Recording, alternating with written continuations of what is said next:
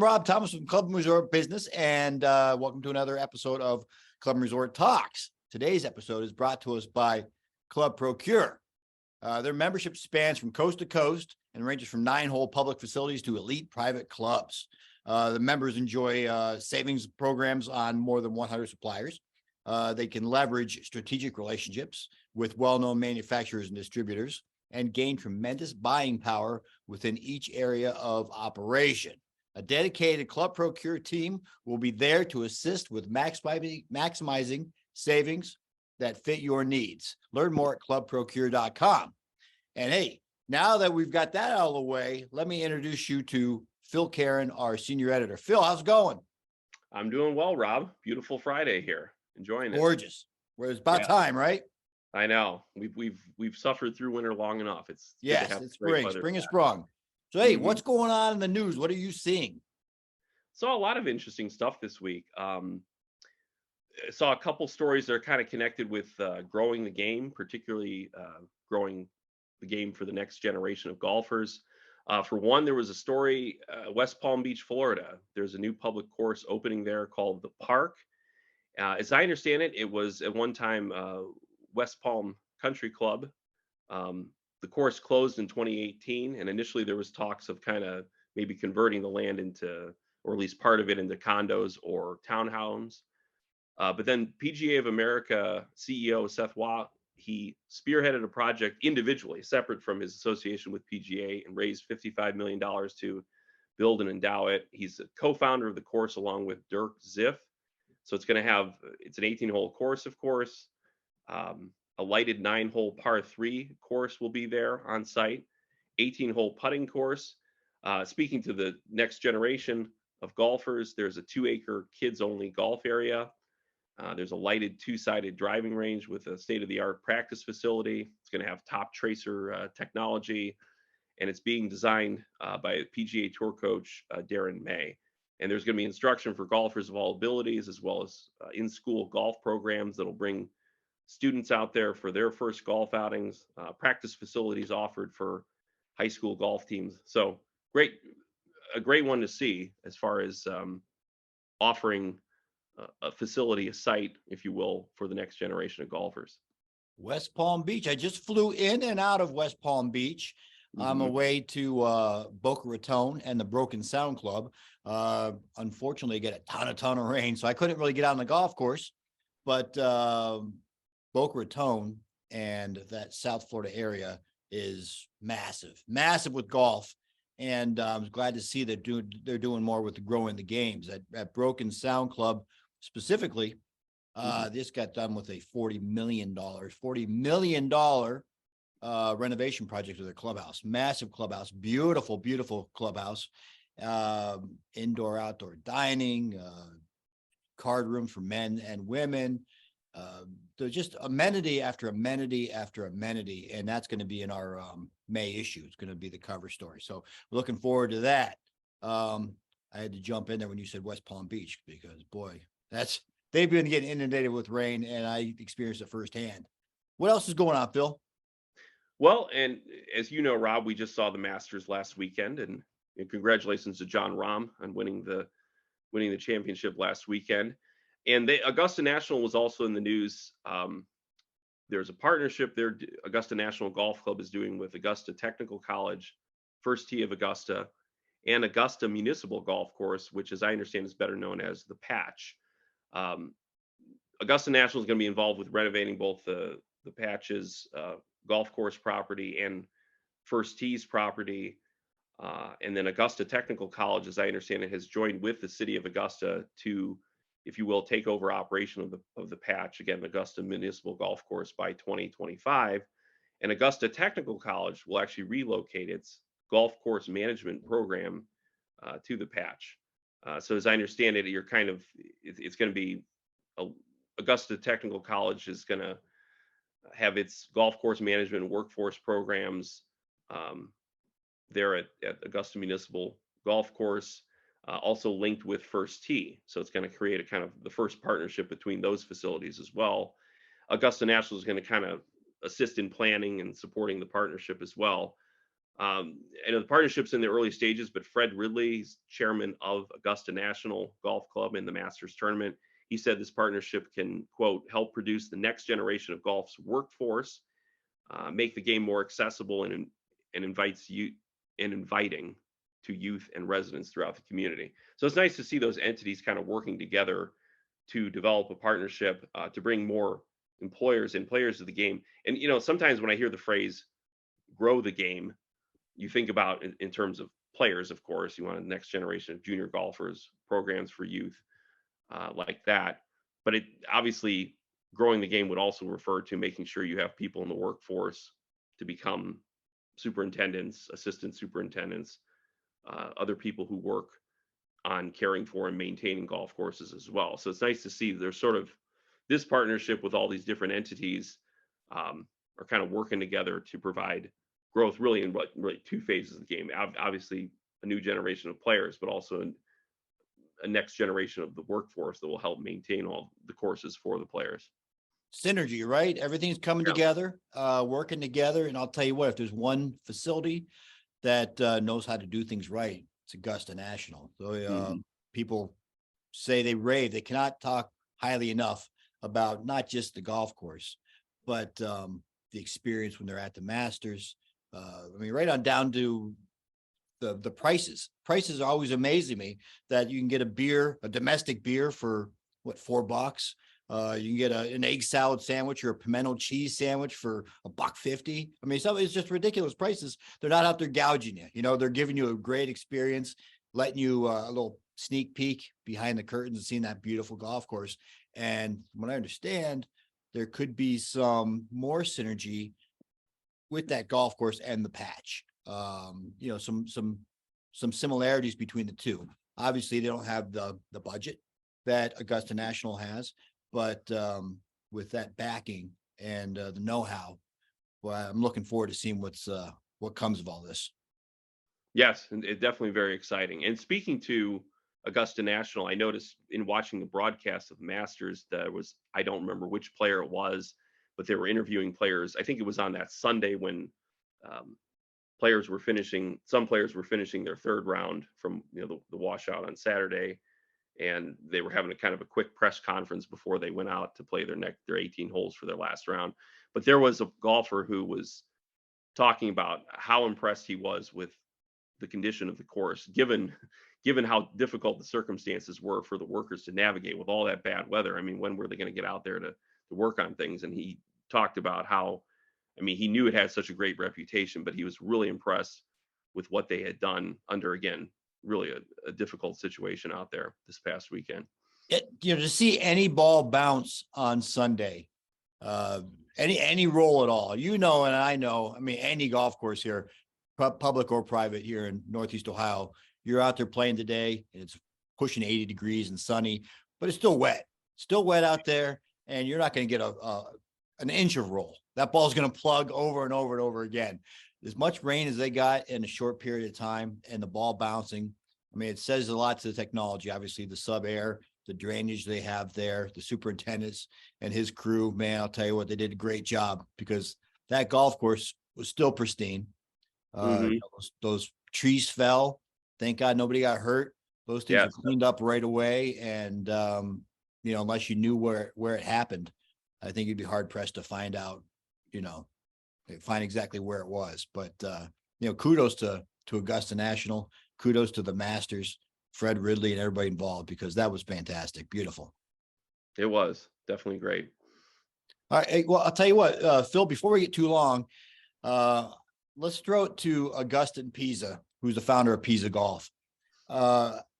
You and I can talk about what's going on in the news. But this next interview that I did, we're limited to a half hour when we're on Zoom. And I went right up to that. Man, I'm sitting there watching him talk and seconds are ticking away. We're getting close to being cut off because I could have talked to this guy for hours. Agustin Piza, or Augie, as his friends call him, big in sustainability. He's got so many concepts in his mind that he's working with. It's really it's a revolution, the evolution of golf, but it's the stuff that he's doing is really it's spectacular and beyond what's been going on right now. He's teamed with Brandel Chamblee, who is one of the foremost experts in the game. He's a talking head on Golf Channel. Yep. Love him or hate him, Brandel's got his detractors, but boy, the guy knows golf, and they have formed this nice partnership that's taking golf design to the next level, into the next generation. So let's throw it to I'll say goodbye to you right now, Phil, and let's throw it right to my interview with Agustin Piza. Today's guest on Club and Resort Talks is Agustin Piza of Pizá Golf. Augie, how you doing? Good, Rob. It's great to see you. Hey, nice to see you. I was telling Augie a little inside secret. I ambushed him on the streets of San Diego last year on the way to a party. I was looking forward to talking to him, and I finally got him. It's a year later now, but we're here on a Zoom call. It was great, and thanks for doing it. I really appreciate it. I know that we're here, so from now on, we will have time and make time to have a great chats. In the convention center over there in San Diego and the golf show, we're all crazy doing with our agendas, but thanks for stopping by and saying hello. I really appreciate it. Beautiful. Hey, let's get in the Marvel universe, we have these origin stories, right? I want to know your origin story. How did you get into golf course architecture? I'll try and to me, it's a long story, but I'll try and just get the short version. Yeah. I come from a family of sports per se. Both of my parents were PE group teachers growing up. And then, my brother and I grew up in that ambience. We played competitive everything, ironically, except golf. But we grew up in Tijuana Country Club, born and raised in Tijuana. We grew up in Tijuana Country Club, so we knew about golf. But at that time, when growing up in the 70s and the 80s, it was a little bit more stuck up. It was a little bit kind of like, little kids aren't that welcome on the club. You can play Saturday after 6 p.m. or something like that. So it really didn't get my interest. I was, working and playing competitive basketball, football, tennis, et cetera, et cetera. So I knew that that's one side of the story. I knew that I wanted to become an architect. Now, there are no architects in the immediate family, so that's a surprise. I don't know from where, but it didn't matter. I knew that I wanted to become an architect, a creative. I was a very creative since I was little, or / menace. I don't know, whatever it was. And when I graduated from architecture, I'm a regular vertical licensed architect. When I graduated from architecture, or during my architecture, I was thinking, how do I mix this with sports? And it was until I discovered, or it discovered me, that I had the opportunity to join my two passions, architecture and sports, through golf design. So once I graduated, I started now I really became a golfer. Because I couldn't do anything else. I couldn't play football. I couldn't do anything once I graduated. So around 23, 24 years old, I became now a golfer, and now it clicked. And now it's like, wow, I love this nature, and everything connected. And with the architecture side, I just fell in love and had the opportunity to live my two passions. Oh, that's a beautiful story. I love it. I grew up the same way, not in a country club, but athlete. You're playing all these different sports. I didn't really play golf until I got into high school. Then it kicked off for me. What's your philosophy on design? Do you have an overreaching kind of philosophy, or is it just kind of ebbs and flows? No, actually, well, like any artist, it evolves. Yes, I've been 25 years in the business, and I love the arts. Obviously, my architecture side as one of the arts in the world. You evolve, you create, you have an experimental phase, which I think that I am in now, which I love. I think the experimental phase of any artist is the most important. You grab a musician, you grab a painter, grab whoever. Their experimental phase is one of the most important, and their backbone to what they can eventually create. So the design philosophy basically is based on nature, to be honest, Rob. Based on nature. Growing up and having the opportunity to be able to grow and to see Jack Nicklaus, Gary Player, Tom Fazio, Robert Von Hagee, and have an opportunity to be in some of their projects. It was, to me, you hear a lot of things, especially the signature project or the. I decided at that point that there should be no signature. And this, I would like to credit Tom Fazio, because when I had the opportunity to work as a junior project manager at Querencia, it really opened my eyes to say, hey, you're right. I mean, this is, and then in my philosophy, it's like, why don't we let nature be the signature? That should be the signature out there. Yes, we like to think that we design for every hole could be a potential signature hole, or because of the attention to detail that we create. But, let nature be the signature. It's been there for a few thousand years. Why don't we, they were ahead of the queue. Why don't we let that space happen? Yes. And that has been our philosophy, or my philosophy, in the past years. It's let nature be the signature. That's fantastic. I first got into architecture from a fan's point of view, from talking to Dr. Michael Herdzon. And I know when he was with Dana Fry, one would be like this, let the land dictate the golf course. The other is like, let's move a ton of dirt. And I mean, so they worked well together. Obviously, they have some great golf courses, but they're totally different philosophies. So you're more on the line of letting the land dictate what's out there? Well, yes and no. It is a very good combination, and there's a very nice thin line that sometimes you can manipulate, of course, depending on what the situation needs.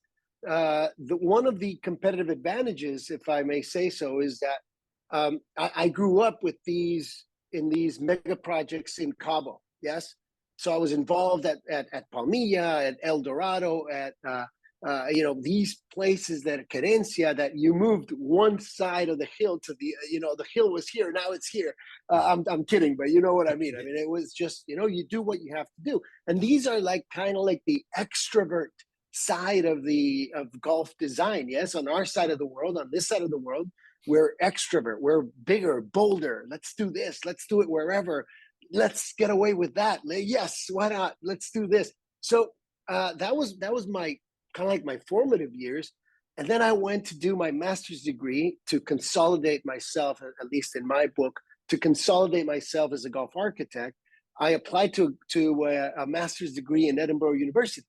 And that was in 2003 to 2005, where I studied my master's degree in golf architecture in Scotland, in the cradle of golf, and had the opportunity to study there, had the opportunity to play the gems, and had the opportunity to work part-time for a Scottish architect.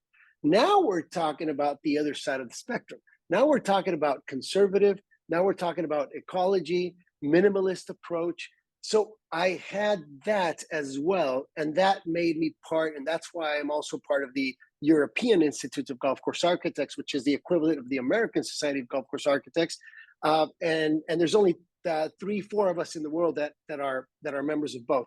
So it's a privilege that we take, and that brought us, or my firm, into that middle section where, okay, now what is it? What are we going to do? Well, the most important piece of the puzzle, Rob, is knowing the brief. What is the brief? What are your objectives as our client?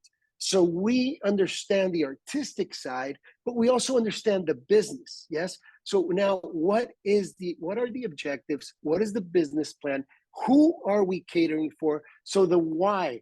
Who is our final client? Yes. Our client is not you. You pay the checks. Yeah. But our clients, for both of our interests, is the final end user. Yes. So who are we catering for? And that brief will give us a better result in the end result, because we know exactly to whom we're going to cater and what we're going to cater for. Yes. It's like writing a novel. It's like writing a book. It's like writing a great play. what are your intentions? Are you writing an 18-hole chapter thriller, a romantic comedy? Is it a resort style golf course where you just want people to break 100? Is it a player's course like TPC Sawgrass where you want to, is it a thriller? Is it like Terminator out there? What is it? Once you have that brief, then the golf resort, country club, whatever, should become a success. That is a key thing to when you start designing, and when you first contact the client, is to help them with that overall brief to know where this is headed. Well, you'd mentioned being an artist, and that always, it boggles my mind how you can look at either a flat piece of earth or just a blank canvas and come up with this design, this beauty. And I like, one of my buddies is Brian Orr, a golf course photographer based out of Utah, and the way he can take a picture, he and I can be looking at the same hole.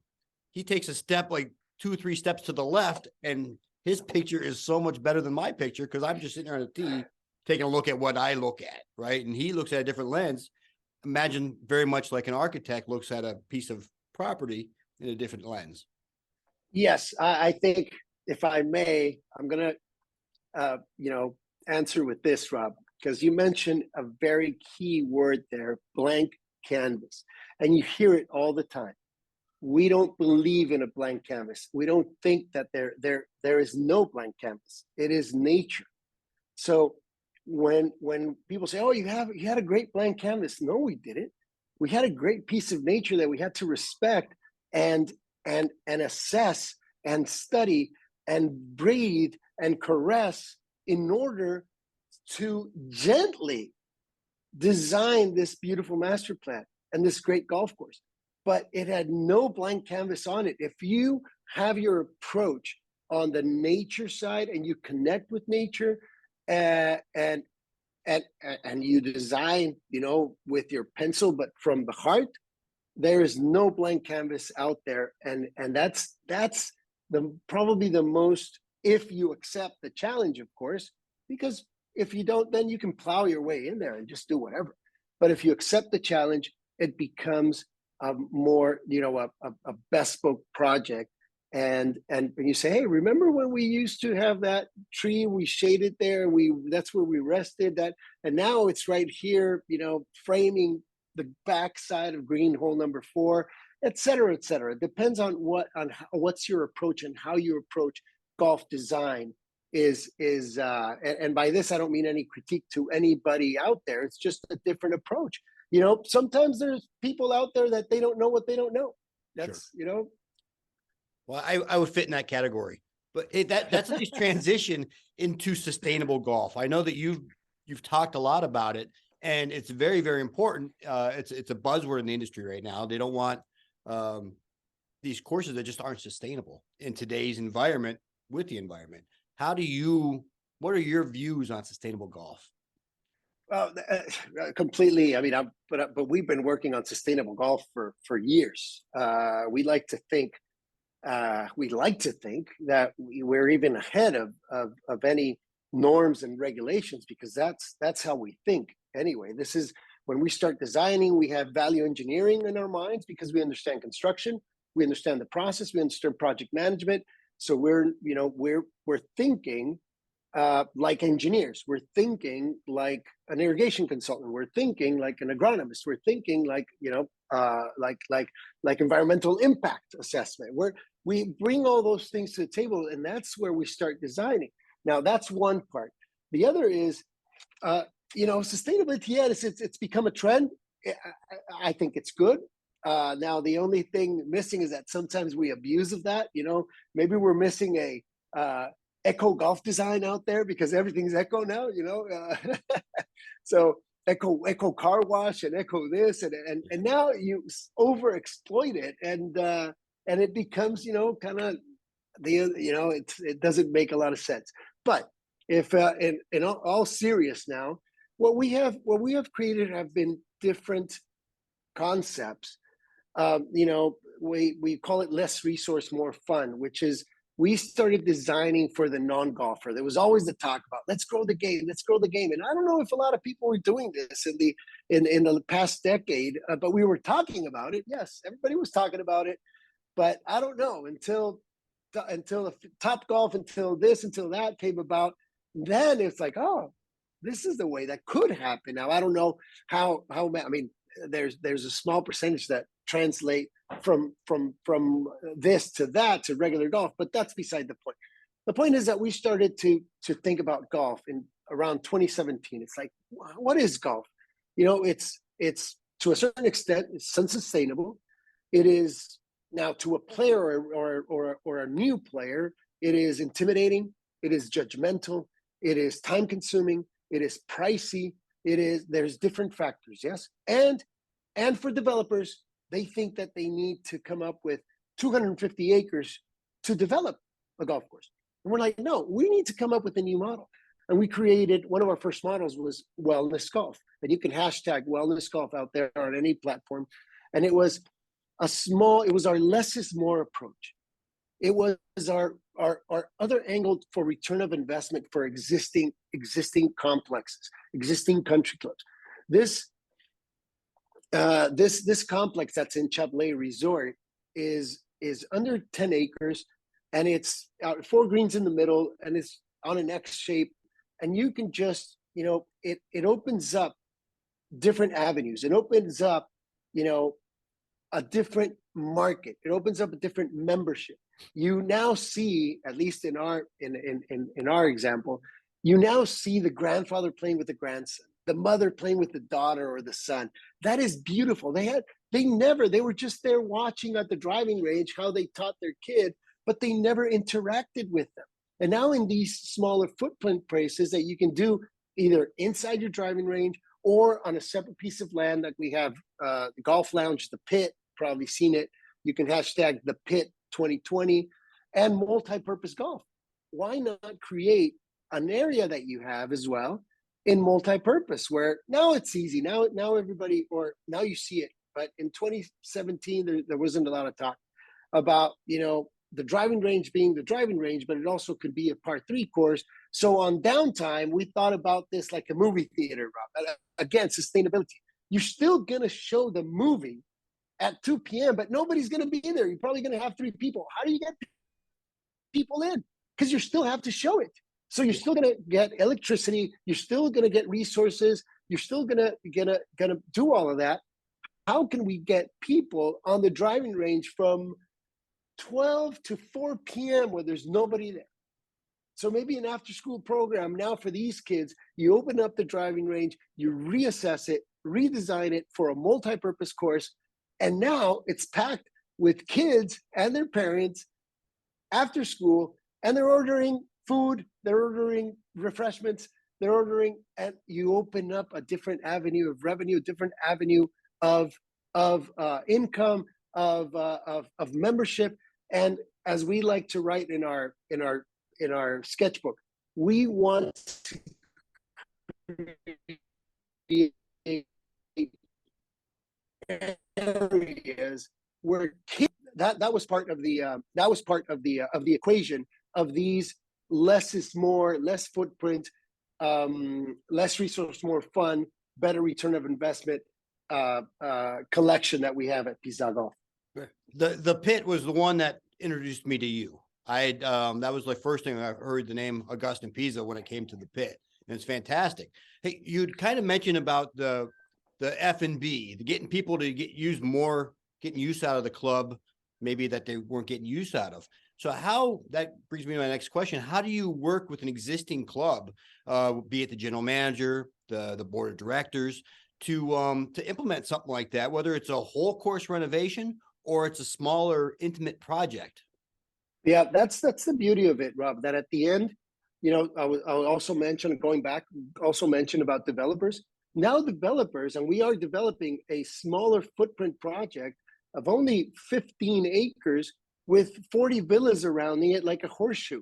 And now it's kind of like your backyard concept. Oh, I have a golf course in my backyard, you know? So it creates this now less footprint. Now a developer can create something special and give it the same value, we have discovered that the housing development still has that increment and value like if it was a golf course. Because people that live on a golf course development, they don't really care if they're looking at a par 5, at a par 3, at a par 4. What they want is to open up their curtain and see a golf course, see green, see a nice elongated view from their house. That's what they buy. When you buy being in a community, you buy aspiration, you buy security, you buy the view. And another thing that surprised us when we were learning this is that 60% to 80%, depending on where you're at, of home buyers on a golf course don't even bother to play golf. They don't care. So now you can have this. Now you can have these smaller footprints and still look at your window and look at the pit. And you've seen that. You look at the window, you look at the pit, and you're like, wow, this is my backyard. This is awesome. So going back to your question, how do I approach it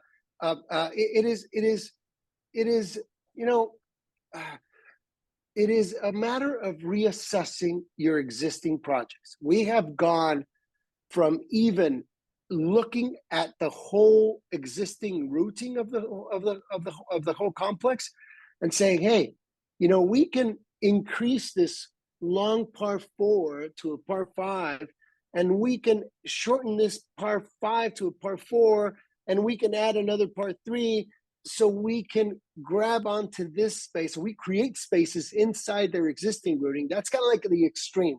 We've done it. So now we eliminated one hole or half a hole from their existing, and we created this beautiful multi-purpose area for the whole family, and for golf outings, for conventions, for weddings, for anything. They're out there just hacking the ball and playing different aspects, having wine tasting, ceviche tostada, pairings, and they're out there you create experiences within the experience inside your golf course. We've done that. That's one extreme. The other one is, hey, we have the driving range. Now, usually the driving range is an afterthought when somebody designs, especially if your golf course is from the 50s, 60s, 70s. It's not a high-end golf course. Usually the driving range is, we could just use the driving range there. And it was kind of like an afterthought in a lot of clubs, no? So let's see what we can do with this driving range that you have and create a golf lounge, a multi-purpose golf, a wellness golf, some concept that you can have a better atmosphere / return of investment / membership, new membership, not necessarily new membership, but membership that wasn't being used. Now they're using it. So at the end, that's what you want, because you want to create a community, and that's what we're for. We want to create a community with our concepts.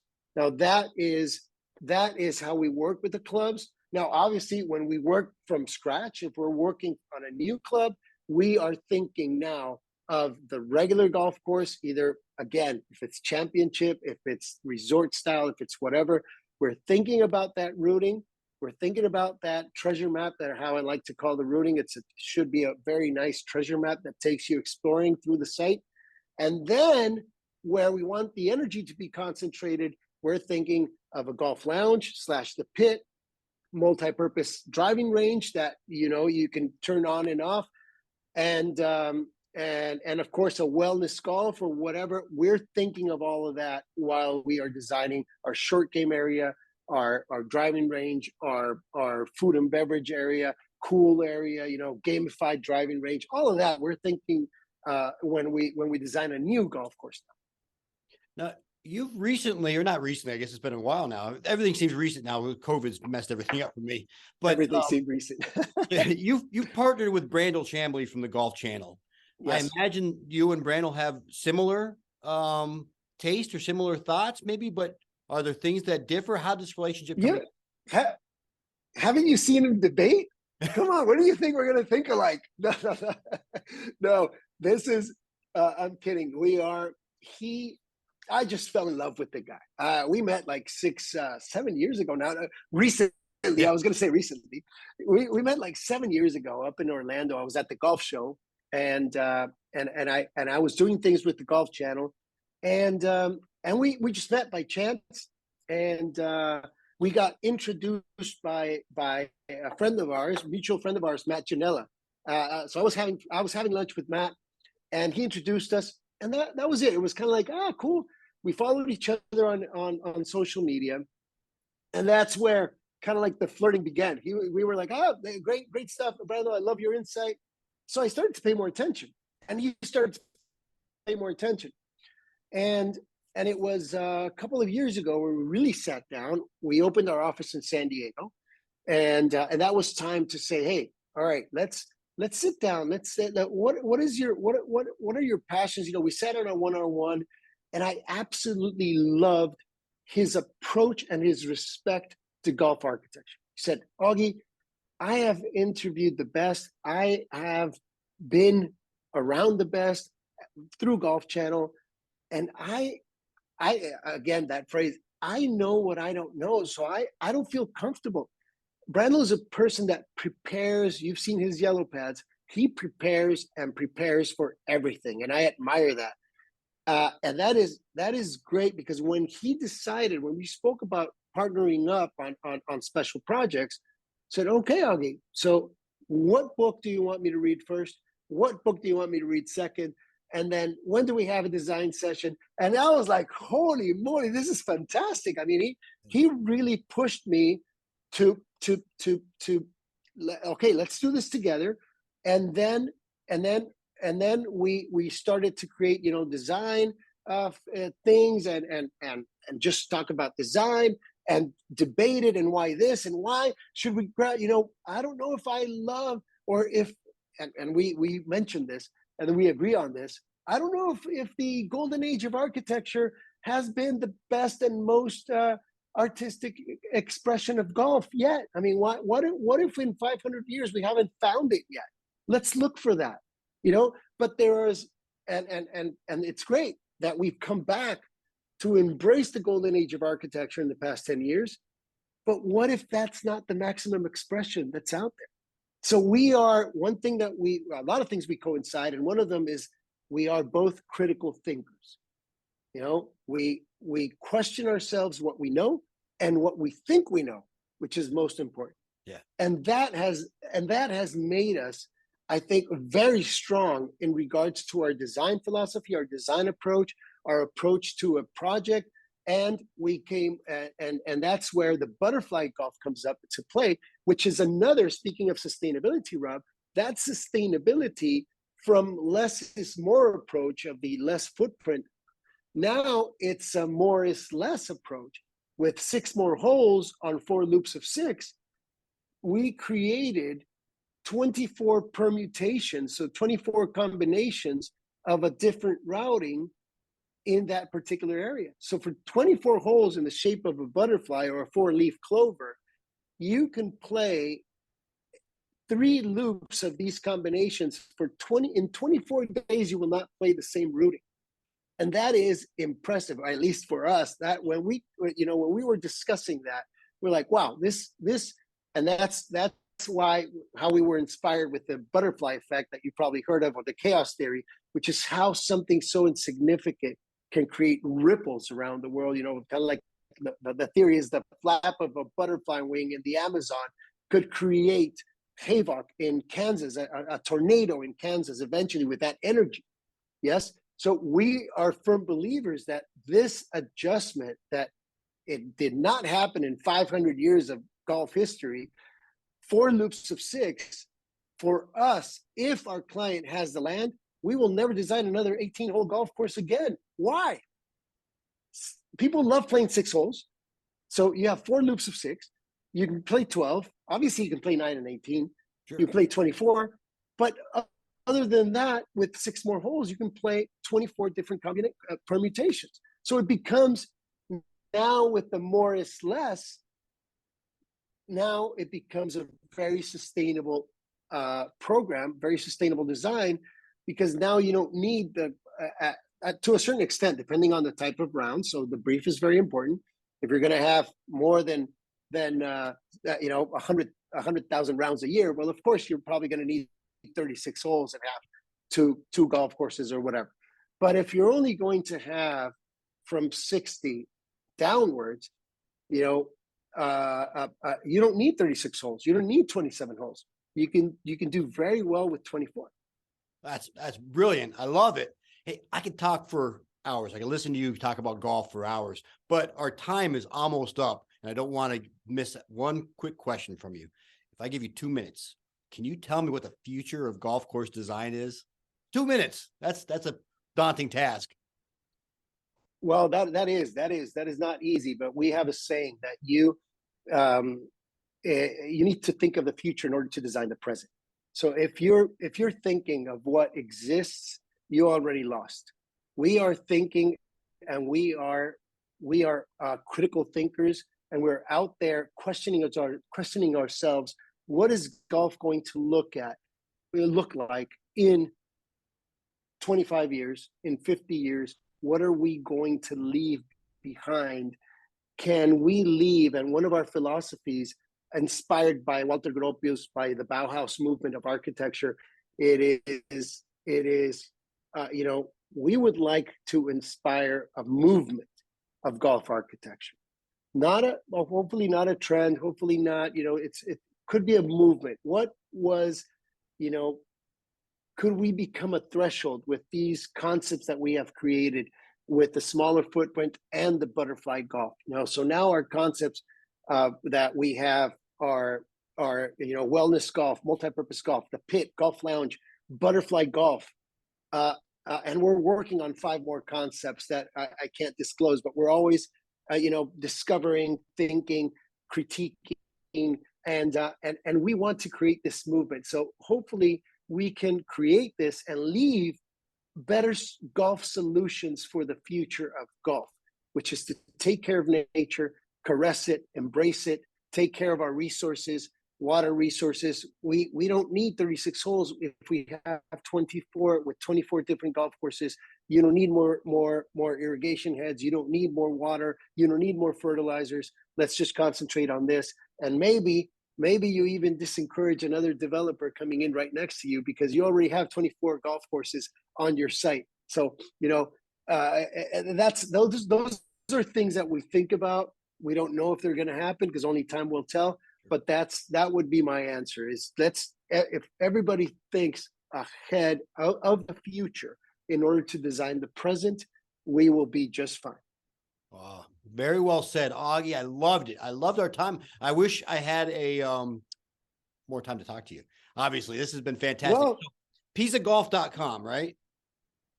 Yes, Piza golf.com and at Pizza Golf on Instagram, and drop me a line and I'll be answering, and follow Brandel too. He's good at Twitter. You've seen that. So you've not been blocked by Brandel. There's a whole website designed right dedicated to blocked by Brandel, I think. So I've not been blocked by him. He and I meet a lot. So that's good. No, he's there's a lot of respect, there's a lot of love, and there's a lot of things that we're going to do together.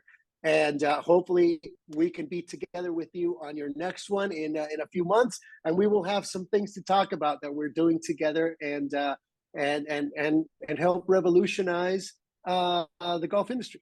Thank you, Augie. Thank you very much. And everybody, go follow Augie Piza on social media. Check out the website. Do everything. And Brandel. Take care. Have a great day, Augie. Thank you. Thank you very much. Have a great one.